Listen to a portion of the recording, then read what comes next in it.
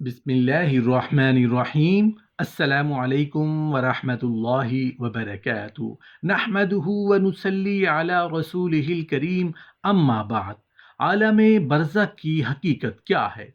मैयत का एक बाल खींचने की तकलीफ कितनी है? मोहतरम नाजरीन, किसी जिंदा इंसान को कोई कांटा चुभ जाए, कोई पिन या सुई चुभ जाए, उसका तकलीफ का अंदाज़ा हम सब कर सकते हैं।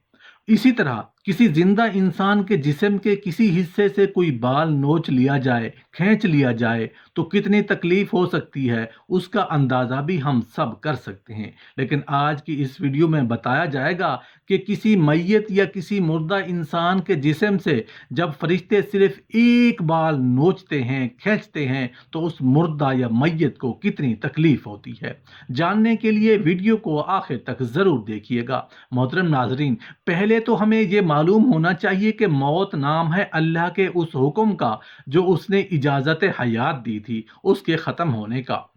मौत नाम है अल्लाह और उसके बंदे से मुलाकात का। मौत नाम है महबूब से महबूब के फासलों के मिट जाने का। मौत नाम है इनाम पाने की बुनियाद का। मौत नाम है क़यामत के दिन में पहुंचने पर इनाम पाने की इब्तदाइयात का। एक बात हमेशा याद रखें कि मौत के ज़रिए से बंदा ख़त्म नहीं होता। आजकल मुसलमानों की इस्तिलाहें बदल गई हैं।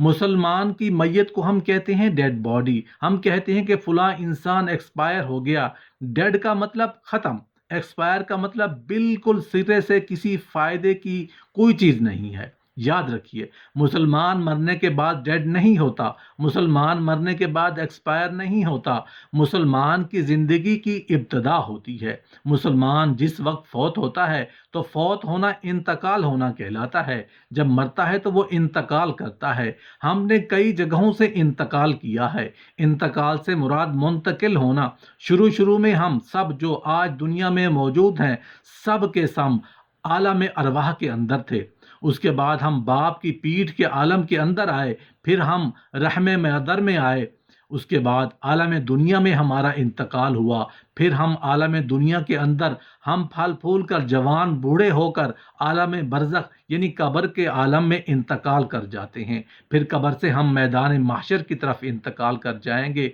मैदान महशर के बाद फिर हम अपने अंजाम को पहुंचना है, यानी अल्लाह मुकद्दर संवार दे कि हम सब जन्नत में चले जाएं तो मुसलमान एक्सपायर नहीं होता। मोहतरम नाजरीन, बरज़ख की ज़िंदगी दुनिया की ज़िंदगी के मुकाबले में काफ़ी तवील होती है और तमाम जिन और इंस को मरने के बाद और क़यामत के दिन से पहले आलम बरज़ख में रहकर अपने अपने मर्तबे के मुताबिक अपना वक्त गुजारना होता है।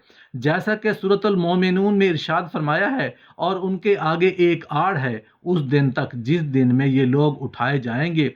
ये बात तो हम सभी जानते हैं कि हमारा दीन में आना तो एक मुसाफिर की तरह, दुनिया में आना तो हमारा मुसाफिर की तरह है।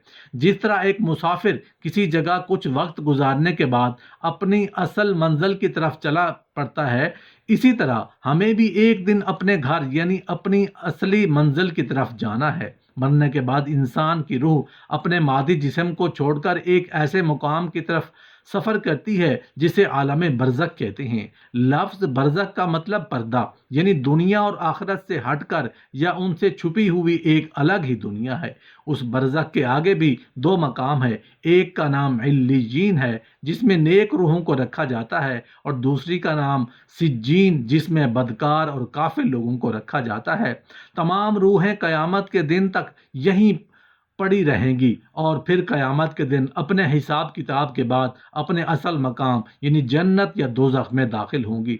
आलम बरज़ख की ज़िंदगी कैसी है, यहाँ पर लोग कैसे रहते हैं, लोग यहाँ पर क्या खाते पीते हैं, और क्या दुनिया के मामलात को भी लोग यहाँ पर याद रखते हैं। आज की इस वीडियो में हम इन सवालों के जवाब इस्लामी अकायद की रोशनी में जानने की कोशिश करेंगे। दुनिया में इंसान की रूह कब्ज़ करने के बाद कब्र में रूह को एक बार फिर उसके मादी जिस्म में मुंतकिल किया जाता है। वहाँ पर मुनकर और नकीर उससे सवाल जवाब करते हैं, जिसके बाद उसकी आमाल के मुताबिक दो नूरानी फरिश्ते उसको आसमान की तरफ लेकर चले जाते हैं। उसके बाद उसकी रूह को जाकर इल्लियीन में छोड़ देते हैं, जबकि किसी बुरे इंसान की रूह को सिज्जीन में डाल दिया जाता है। सिज्जीन क्योंकि बुरी और बदकार लोगों का ठिकाना है, इसलिए वहाँ पर پہنچ کر اس بری روحوں پر عذاب آنا شروع ہو جاتا ہے، جبکہ علیجین میں موجود روحوں پر کوئی پابندی عائد نہیں ہوتی اور وہ باغ نما ایک جگہ پر ایک دوسرے کے ساتھ موجود ہوتی ہیں۔ نیک روحیں علیجین میں ایک دوسرے کے ساتھ رہتی ہیں، ایک دوسرے کو پہچانتی ہیں، جبکہ سجین والی بدکار روحیں قید و بند میں مبتلا عذاب کا مزہ چکھتی ہیں۔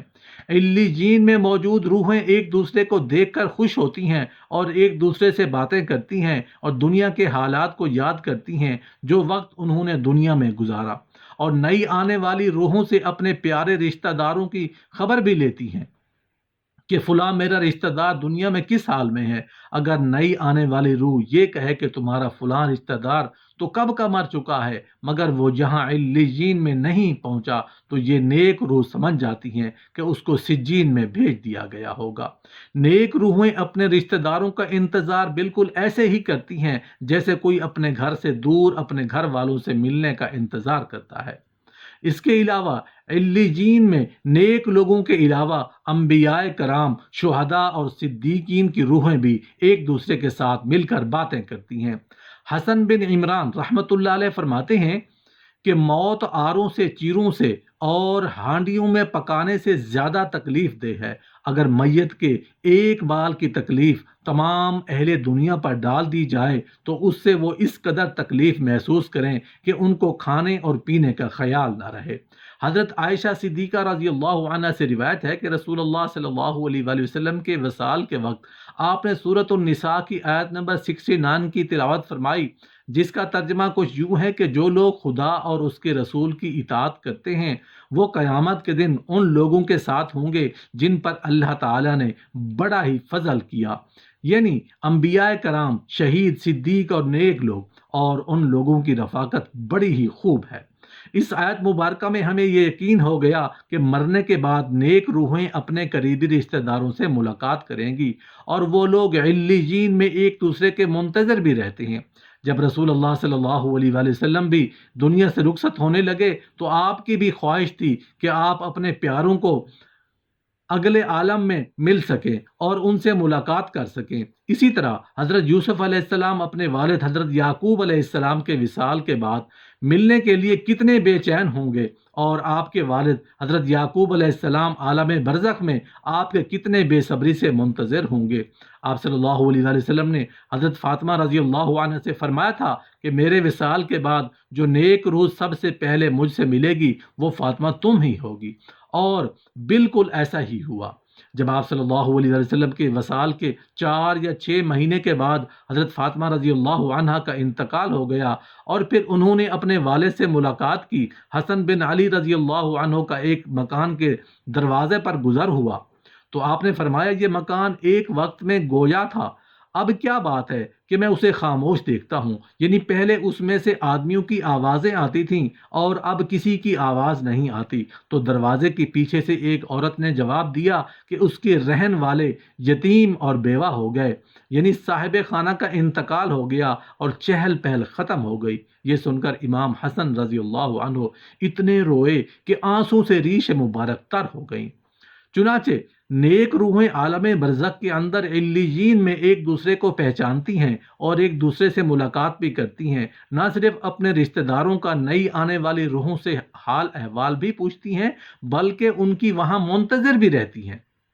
دنیا میں آپ کا کوئی نیک عمل یا صدقہ جاریہ یا کوئی دوسرا نیک کام عالم برزخ میں بتا دیا جاتا ہے، مگر اس کی صورت کیا ہوتی ہے یہ ہمیں معلوم نہیں۔ عالم برزخ میں رہنے والی روحیں قیامت کے دن تک وہیں پر انتظار کرتی رہیں گی، اور قیامت کے دن ان کے مادی جسم میں پھر سے ان کو منتقل کیا جائے گا، اور پھر ان کے حساب کتاب کے بعد ان کو اپنے اصل ٹھکانے یا جنت یا جہنم میں بھیج دیا جائے گا، جہاں پر وہ لوگ ہمیشہ ہمیشہ اپنے درجات کے حساب سے زندگی گزاریں گے۔ اللہ تعالیٰ سے دعا ہے کہ ہمیں بھی اپنے فضل سے علیجین میں جگہ نصیب فرمائے اور سجین سے ہمیں اپنی امان میں رکھے، آمین یا رب العالمین۔